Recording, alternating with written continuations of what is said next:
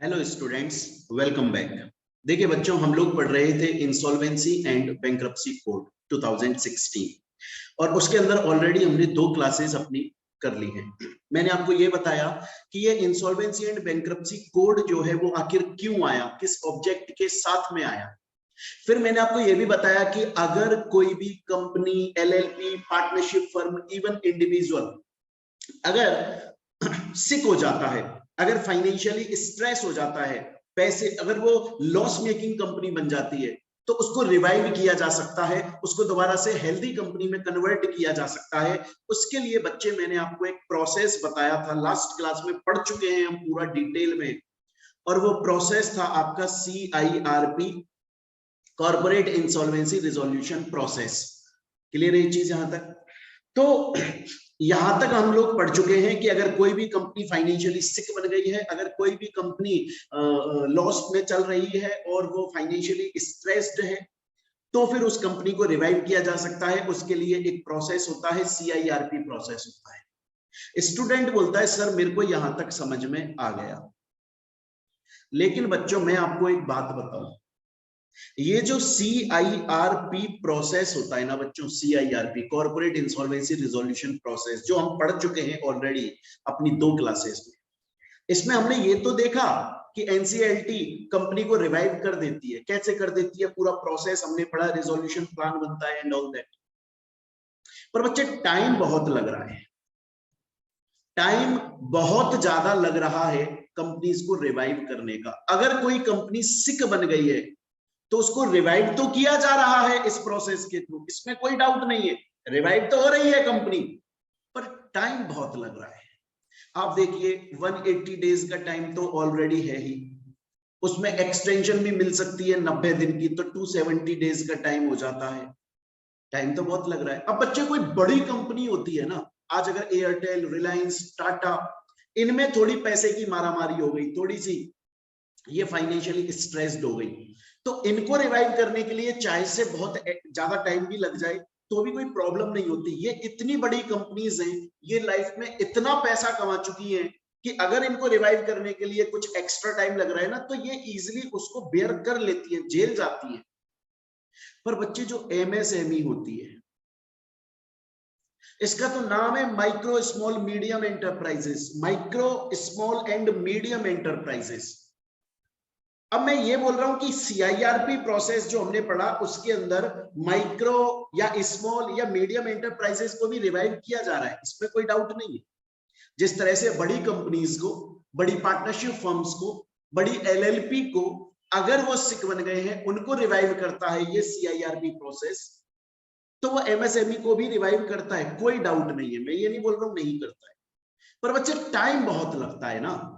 अब बड़ी कंपनीज तो इतना टेंशन नहीं लेती, वो बोलती है यार हमने तो पुराना पैसा इतना लंबा चौड़ा कमाया हुआ है कि हमें कोई दिक्कत नहीं है, थोड़ा टाइम भी लग जाएगा रिवाइव होने में तो हम आराम से झेल जाएंगे, पुराना पैसा पड़ा है हमारे पास।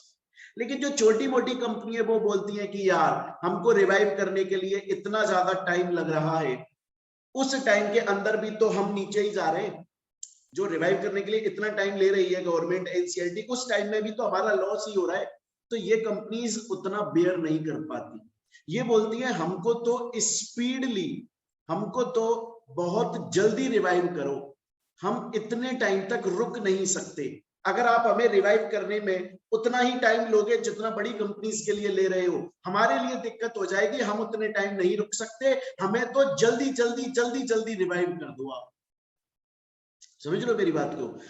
तो बच्चों, गवर्नमेंट ने इन MSME की बात सुन ली, गवर्नमेंट ने MSME की बात सुन ली। अब गवर्नमेंट ये बोलती है कि अगर कोई भी MSME सिक हो जाती है, मतलब फाइनेंशियली स्ट्रेस्ड हो जाती है, पैसे की कमी हो जाती है, तो उसके पास में खुद को रिवाइव करने के लिए 2 प्रोसेस अवेलेबल हैं, ऑप्शन है उसके पास में, वो कौन सा प्रोसेस चूज करना चाहे।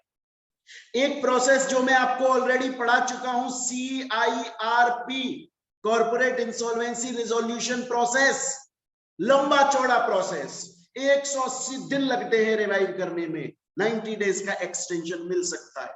बहुत लंबा प्रोसेस है।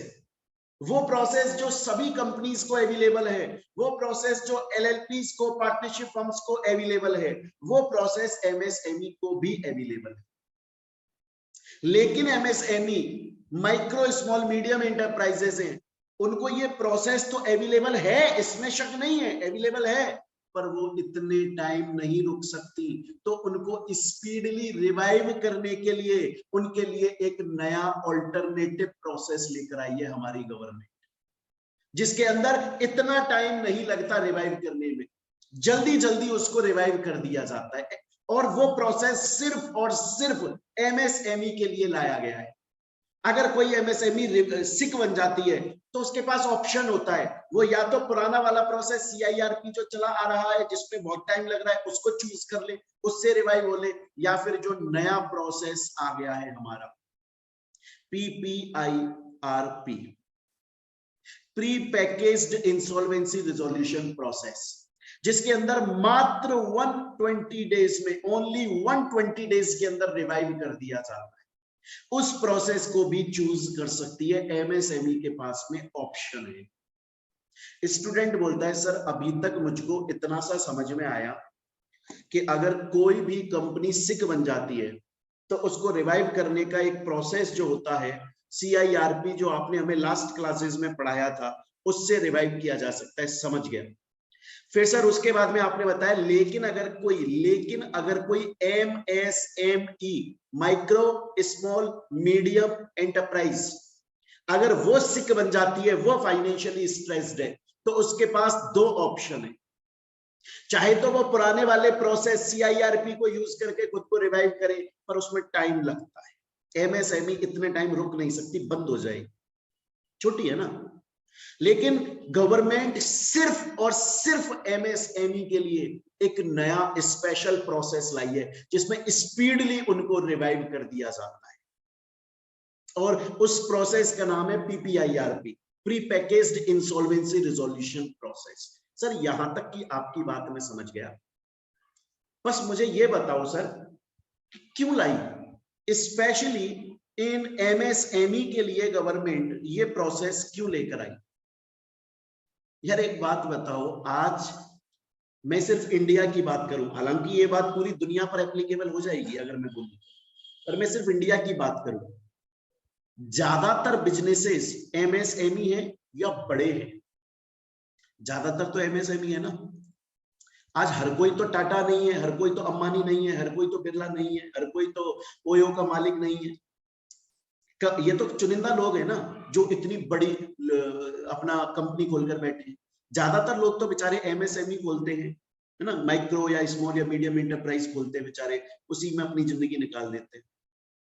अब बच्चों सोचो, अगर उनको फाइनेंशियली कुछ लॉस हुआ और उनको अब रिवाइव करना है, अगर फाइनेंशियली लॉस हो गया बच्चे और उनको अगर रिवाइव करना है, तो उनके लिए तो कोई स्पेशल प्रोसेस लाना पड़ेगा ना। उनके लिए तो कोई ऐसा प्रोसेस लाओ जो जल्दी से रिवाइव कर देता हो। अब उनके लिए तो कोई ऐसा प्रोसेस लाओ यार जो उन्हें जल्दी से रिवाइव कर दे। क्योंकि देखो जब कोविड-19 आया ना, देखिए मैंने इसकी ना पूरी कहानी यहाँ पर लिखी है, आप उस कहानी को पढ़े, मैंने अपनी लैंग्वेज में बहुत इजी लिखा है। देखो मैंने यहाँ पर लिखा हुआ है माइक्रो स्मॉल और मीडियम एंटरप्राइजेस जो होती है ना, वो इंडिया की इकोनॉमी के लिए बहुत ज्यादा जरूरी है। क्योंकि इंडिया में बेटा आपकी जो बड़ी बड़ी कंपनीज है ना, वो उतनी ज्यादा नहीं है जितनी ज्यादा कंपनीज आपके छोटी कंपनीज है, वॉल्यूम में बहुत है वो अब वो लोग इतना पैसा कमा कर देते हैं ना गवर्नमेंट को कि इंडिया की इकोनॉमी उन्होंने ही बढ़ाई है।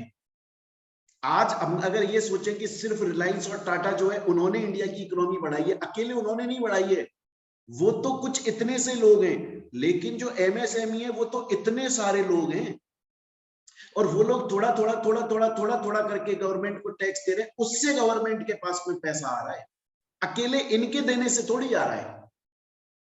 अब ये एमएसएमई जो है ना, वो वॉल्यूम में ज्यादा है, क्वांटिटी में ज्यादा है, लोग बहुत ज्यादा है एमएसएमई वाले, और उनको वो इंडिया की इकोनॉमी में बहुत अच्छा सपोर्ट कर रहे हैं। अब अगर वो फाइनेंशियली स्ट्रेस्ड हो जाएंगे और बंद हो जाएंगे तो इससे कंट्री पे फर्क पड़ेगा, देश पे फर्क पड़ेगा। तो बच्चे इसलिए गवर्नमेंट चाहती है कि इनको किसी ना किसी तरीके से रिवाइव करके रखा जाए। क्योंकि देखो जो एमएसएमई है ना, एक तो इंडिया की इकोनॉमी में बहुत ज्यादा कंट्रीब्यूट करते हैं, दूसरा ये एम्प्लॉयमेंट कितना ज्यादा देते हैं। अब सपोज करें बच्चे, देखिए आज एग्जाम्पल के तौर पे रिलायंस, मान लीजिए रिलायंस के अंदर 20,000 एम्प्लॉइज हैं, माना चलो रिलायंस, या 20,000 नहीं, मैं ऐसे ले लेता हूं, ये लीजिए 5 लाख एम्प्लॉइज हैं, चलो 5 लाख एम्प्लॉइज हैं, 5 लाख लोगों को नौकरी दे रही है रिलायंस। लेकिन बच्चे जो एमएसएमई में चले जाओ आप, किसी एक छोटी शॉप पर चले जाओ, जूते वाली शॉप पर, वहां पर 3 लोग एम्प्लॉयड है, जिन लोगों को जूते दिखाने के लिए मालिक ने रखा है। अब ऐसे जूते वाली दुकान, छोटी छोटी दुकान इंडिया में कितनी होंगी? 5 लाख से तो बहुत ज्यादा होंगी। सोचो अगर ऐसी दुकानें 20 लाख दुकानें हैं इस जूते वाली, और सबने, अगर मैं बोलूं मिनिमम 3 एम्प्लॉइज भी रखे हैं, तो 36 लाख तो एम्प्लॉयमेंट जूते वाले पर हो गया। तो ये जो एमएसएमई है ना, ये सिर्फ इंडिया की इकोनॉमी को नहीं बढ़ाते हैं, उसके अलावा उस इकोनॉमी तो बढ़ा ही रहे हैं वो, सिर्फ इकोनॉमी नहीं बल्कि एम्प्लॉयमेंट भी बहुत ज्यादा दे रहे हैं। गवर्नमेंट को पता है कि एमएसएमई को अगर हमने बंद होने दिया ना, छोटी छोटी कंपनीज को बंद होने दिया, तो एक दिन ऐसा आ जाएगा कि सिर्फ बड़ी कंपनीज रह जाएंगी, सभी छोटी कंपनी खत्म हो जाएंगी और इंडिया की इकोनॉमी गिर चुकी होगी, क्योंकि कोई बड़ी कंपनी कितना कंट्रीब्यूट कर लेगी यार। गवर्नमेंट जानती है एमएसएमई की अहमियत बहुत ज्यादा है, हमें कैसे भी करके उनको रिवाइव करना पड़ेगा। लेकिन ये जो कोविड-19 आया था, इसने आधे से ज्यादा एमएसएमई मार के पटक दी, बेचारे ने, बेचारा नहीं है मतलब बेचारे एमएसएमईज को मार दिया इसने। तो गवर्नमेंट जो है वो अब एक ऑल्टरनेटिव मेथड लेकर आई, सिर्फ और सिर्फ एमएसएमई के लिए, कि आपको स्पीडली, आपको जल्दी से रिवाइव कर दिया जाएगा। अगर आप फाइनेंशियली स्ट्रेस्ड हो जाते हो, सिक हो जाते हो, आपके पास ऑप्शन है, आप चाहो तो सीआईआरपी को चूज कर लो, आप चाहो तो पीपीआईआरपी को चूज कर लो। उससे पीपीआईआरपी को चूज करने से ये हो जाएगा, आप जल्दी से रिवाइव हो जाओगे और दोबारा से फाइनेंशियली स्ट्रांग हो जाओगे। स्टूडेंट बोलता है सर यहां तक की पूरी बात अब तक मुझे समझ में आ गई, लेकिन सर एक बात बताओ, आपने हमको हमारी प्रीवियस क्लासेस के अंदर जो सीआईआरपी प्रोसेस पढ़ाया था, वो बहुत डिटेल में पढ़ाया था सर, आपने एक एक चीज समझाई थी उसकी। अभी आपने पीपीआईआरपी का हमें इंट्रोडक्शन दे दिया कि ये सिर्फ एमएसएमई के लिए है, ये ऑप्शनल है, एमएसएमई इन दोनों में से कोई सा भी चूज कर सकते हैं। क्या सर ये पीपीआईआरपी का process same as it is CIRP की तरह है, या थोड़ा अलग है? थोड़ा अलग है, थोड़ा अलग है, कंडीशंस अलग है, पर हाँ समझ में इजीली आ जाएगा। अगर आपने प्रीवियस क्लास में सीआईआरपी का प्रोसेस बहुत अच्छे से समझा हुआ है, तो इसको समझने में कोई ज्यादा बड़ी बात नहीं होगी आपको, ये बहुत इजीली समझ में आ जाएगा आपको जल्दी से। एक बार मैं इसकी थोड़ी सी समरी बता देता हूं बच्चे, मैं पीपीआईआरपी की अभी समरी बता रहा हूं, हालांकि फिर मैं पूरा डिटेल में बताऊंगा इसको, लेकिन ये समझ लीजिए मैं जो समरी आपको समझाऊंगा ना भाई बच्चों, इसके प्रोसेस की जो मैं आपको समरी समझाऊंगा, उससे मैं मेन कंटेंट आपको पूरा समझा दूंगा। बाकी फिर डिटेल में जो हम पढ़ेंगे ना, वो तो आपको लर्न करने का काम है, वो तो डिटेल में तो आपको लर्न करना होगा। अभी इसका मैं जो आपको समझाऊंगा समरी, उससे पूरा कंसेप्ट में क्लियर कर। देखो बच्चों, ये जो पीपीआईआरपी होता है ना, इसमें क्या होता है कि अगर कोई कंपनी है, एमएसएमई की बात करो, अगर कोई एमएसएमई है और वो 10 लाख रुपए के डिफॉल्ट में है, 10 लाख या उससे ज्यादा, तो वो इस प्रोसेस का यूज करके खुद को रिवाइव कर सकती है। भाई कोई एमएसएमई ने, अगर उसके ऊपर 10 लाख रुपए का चार्ज चल रहा है, उसे 10 लाख रुपए पेमेंट करने जो उसने अभी तक नहीं किए, इसका मतलब वो सिक है। अदरवाइज कौन ऐसी कंपनी होगी जो अपनी उधारी चुकाना नहीं चाहेगी? वो सिक है, उसे रिवाइव होना है। तो 10 लाख रुपए या उससे ज्यादा का उसके ऊपर डिफॉल्ट है, तो वो ये प्रोसेस चूज कर सकती है बच्चे। ये प्रोसेस जो है ना, वो 2 स्टेज में चलता है। एक स्टेज होती है प्री इनिशिएशन स्टेज, और एक होती है पोस्ट इनिशिएशन स्टेज। ऐसा उसमें नहीं होता था सीआईआरपी में। सीआईआरपी के अंदर तो क्या होता था, कम से कम 1 करोड़ की डिफॉल्ट होना जरूरी था, और वहां पे ऐसी 2 स्टेज नहीं होती थी। मैं बोल रहा हूं यहाँ पीपीआईआरपी सिर्फ एमएसएमई के लिए अवेलेबल है। डिफॉल्ट कम से कम 10 लाख या उससे ज्यादा की होनी चाहिए। क्या होता है एक्चुअली में, पहले एमएसएमई खुद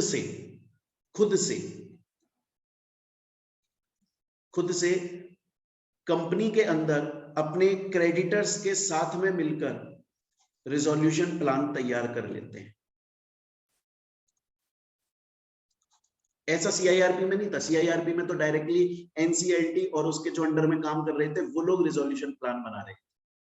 मैं बोल रहा हूं इसके अंदर क्या होता है, इसके अंदर गवर्नमेंट ये बोल रही है एमएसएमई से कि पहले आप लोग खुद अपने लिए रिजोल्यूशन प्लान बनाने की कोशिश करो, क्योंकि आपको जल्दी रिवाइव होना है ना, तो आप अपने लिए तो कोई ना कोई रिजोल्यूशन प्लान जल्दी से बना ही लोगे।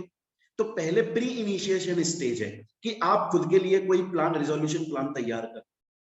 उसके लिए क्या होता है, उसके लिए ये एमएसएमई अपने क्रेडिटर्स के साथ में मिलके एक जनरल मीटिंग बुलाती है और उस जनरल मीटिंग के अंदर रिजोल्यूशन प्रोफेशनल को अपॉइंट करती है और रिजोल्यूशन प्लान बनाने की कोशिश करती है। ठीक है बच्चे, यहां तक मेरे ख्याल से यहां तक की बात आपको समझ में आई। तो सबसे पहले प्री इनिशिएशन स्टेज, उसमें क्या हुआ, कंपनी ने, एमएसएमई ने क्रेडिटर के साथ में मिलके रिजोल्यूशन प्रोफेशनल को जनरल मीटिंग में अपॉइंट किया और उससे बोला रिजोल्यूशन प्लान बनाओ। जब रिजोल्यूशन प्लान बन जाता है तो उसके बाद में वो रिजोल्यूशन प्लान एनसीएलटी को फाइल कर दिया जाता है। फिर एनसीएलटी अपना एक रिजोल्यूशन प्रोफेशनल अपॉइंट करती है और वो रिजोल्यूशन प्रोफेशनल एक क्रेडिटर्स की कमिटी बनाता है। उनको बोलता है क्रेडिटर्स की कमिटी को, देखियो कि कंपनी जो है ना वो खुद से अपने लिए एक रिजोल्यूशन प्लान बनाकर लेकर आई है, हम मीटिंग में चेक कर लेते हैं क्या वो रिजोल्यूशन प्लान काम कर जाएगा। अगर एनसीएलटी और सीओसी उसे अप्रूव कर देते तो पीपीआईआरपी प्रोसेस स्टार्ट हो जाता है कंपनी को रिवाइव करने। लेकिन अगर एनसीएलटी और क्रेडिटर्स की कमिटी को ऐसा लगता है कि नहीं यार, ये जो प्लान ये प्री इनिशिएशन स्टेज के अंदर बनाकर लाए वो सही, ज्यादा उतना बेहतर प्लान नहीं है, तो फिर बच्चे उस केस में एनसीएलटी और ये जो रिजोल्यूशन प्रोफेशनल सीओसी के साथ में मिलकर नया प्लान बनाता है। उसके लिए वो और भी लोगों से बोलता है कि आप भी अपने प्लान दे सकते हो। फिर जो बेस्ट प्लान निकल के आता है उसके थ्रू रिवाइवल शुरू हो जाता है। तो बच्चे ये इसकी एक छोटी सी समरी मैंने आपको बताई, मैं दोबारा से समझा देता हूं, बहुत आराम से समझो, क्योंकि ये जो समरी आपको समझ में आ गई ना बच्चे, ये जैसे ही समरी आपको समझ में आई, एक तरह से आप ये मान लीजिए ये कॉन्सेप्ट, ये टॉपिक आपके लिए खत्म हो गया। हालांकि हम इसको बहुत डिटेल में यहाँ पर पढ़ेंगे, लेकिन वो पढ़ेंगे क्या, वो तो आपको रटना पड़ेगा। वो तो इसमें तो आपको फॉर्म बताऊंगा मैं हर चीज का, वो आपको रटना पड़ेगा, समझ रहे हो। लेकिन अभी मैं आपको कॉन्सेप्ट समझा रहा हूं, काम कैसे होता है। और एक और चीज बताऊं बच्चे आपको, ये जो पीपीआईआरपी कंसेप्ट है ना, ये नया कंसेप्ट है। आपके एग्जाम में ये बहुत ज्यादा डिटेल में नहीं आने वाला है, ये ऊपर ऊपर से आएगा कि ये किसके लिए अवेलेबल है, क्या ये ऑप्शनल है, डिफॉल्ट कितने रुपए की होती है, ये सब चीजें इसके अंदर आने वाली है। बहुत ज्यादा डिटेल में अंदर नहीं आने वाला है, हालांकि पूरा डिटेल में मैं आपको पढ़ाने वाला हूं। मैंने आपसे बोला बच्चे कि ये जो पीपीआईआरपी प्रोसेस है ना, ये दो स्टेज में है मेरे बच्चों। एक है प्री इनिशिएशन स्टेज, इसके अंदर क्या होता है, कंपनी मतलब एमएसएमई अपने क्रेडिटर्स के साथ में मिलके रिजोल्यूशन प्रोफेशनल को अपॉइंट करती है जो कि रिजोल्यूशन प्लान बनाता है।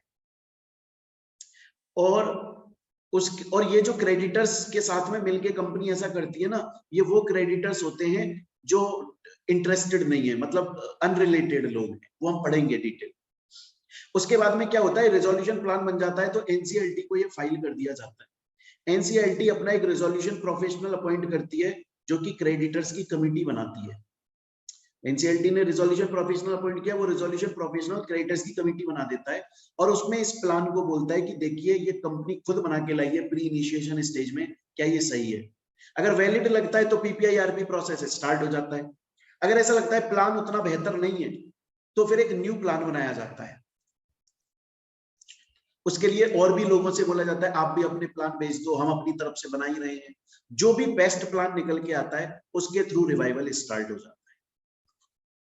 बस इतनी सी कहानी है आपकी। अब इसको हमें डिटेल में पढ़ना है कि जब एप्लीकेशन फाइल होती है एनसीएलटी के पास तो कौन कौन सा फॉर्म लगता है, ब्ला ब्ला ब्ला ब्ला, वो सब चीजें हमें पढ़नी है। मोटा मोटा मैंने समरी आपको यहाँ पे समझाई। अब बच्चे हम प्रोसेस के अंदर एंटर करें उससे पहले मैं आप लोगों को कुछ डिफरेंसेस बता देना चाहता हूं, जो कि पीपीआईआरपी और सीआईआरपी जो हमने प्रोसेस पहले पढ़ा था उसके अंदर डिफरेंस है। वो डिफरेंस मैं आपको समझा देना चाहता हूं बच्चे। देखिए सीआईआरपी में हमने पढ़ा था कम से कम डिफॉल्ट 1 करोड़ की होनी चाहिए, यहाँ पे सिर्फ 10 लाख या उससे ज्यादा। ये जो सीआईआरपी प्रोसेस है ये company, LLP, partnership firm, individual सब पर अप्लाई होता है। ये सिर्फ एमएसएमई, उसमें भी कंपनी और एलएलपी पे अप्लाई होता है और किसी पे। इसको गवर्न करने वाले सेक्शन 9, 7, 9 एंड 10 थे, ये सेक्शन 54C में आता है।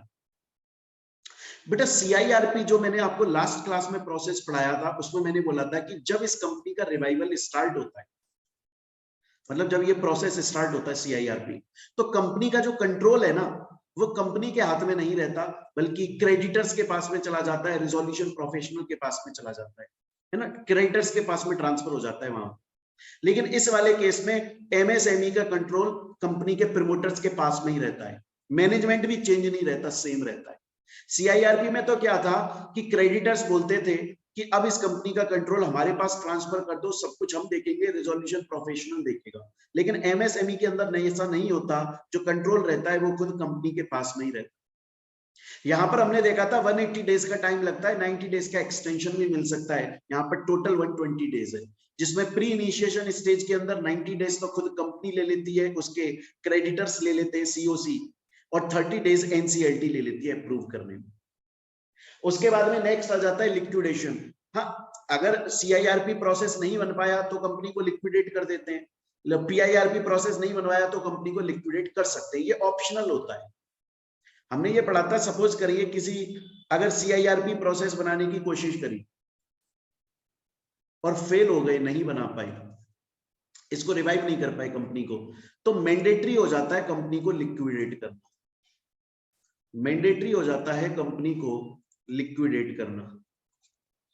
लेकिन अगर पीआईआरपी या पीपीआईआरपी प्रोसेस है और वो फेल हो जाता है तो मैंडेटरी नहीं होता, तो मैंडेटरी नहीं होता कंपनी को लिक्विडेट करना। ये डिफरेंस होता है बच्चों, याद रखिएगा। क्लियर है ये चीज यहां तक?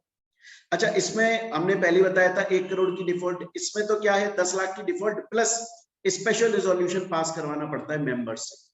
जब कंपनी के 10 लाख की डिफॉल्ट हो जाती है ना, तो फिर क्या होता है कि स्पेशल रिजोल्यूशन पास करवाया जाता है कंपनी से कि क्या हम इस प्रोसेस के थ्रू खुद को रिवाइव कर लें। पता है क्यों ऐसा क्यों होता है बच्चों? ऐसा इसलिए होता है क्योंकि ये जो प्रोसेस है ना सीआईआरपी, इसके लिए एनसीएलटी के पास एप्लीकेशन खुद वो कॉर्पोरेट डेटर लगा सकता है जिसने डिफॉल्ट करी है, या फाइनेंशियल क्रेडिटर या ऑपरेशनल क्रेडिटर लगा सकता है, हमने पढ़ा था। जबकि पीआईआरपी प्रोसेस के अंदर एप्लीकेशन सिर्फ और सिर्फ वो खुद कॉर्पोरेट डेटर लगाएगा, कोई और नहीं लगा सकता इस प्रोसेस के लिए एप्लीकेशन, सिर्फ और सिर्फ वो कंपनी लगाएगी जिसने डिफॉल्ट किया। इसलिए पहले उसको अपने मेंबर से पूछना पड़ता है क्या मैं एप्लीकेशन लगा। बच्चे ये मैंने आपको डिफरेंसेस बताए हैं यहाँ पर, ये डिफरेंसेस बहुत इंपॉर्टेंट है, इसको आप लोग जरूर से अच्छे से याद कर लीजिएगा। क्लियर है ये चीज? और एक प्रोसेस, इसके अंदर एक चीज और लिख लीजिएगा, मैंने जो आपको बताया कि एप्लीकेशन कौन फाइल कर सकता है। एप्लीकेशन यहाँ पर सिर्फ कॉर्पोरेट डेटर खुद फाइल करेगा और कोई नहीं करेगा। यहाँ पे तो कॉर्पोरेट डेटर या फाइनेंशियल क्रेडिटर या ऑपरेशनल क्रेडिटर, इनमें से कोई भी लगा सकता।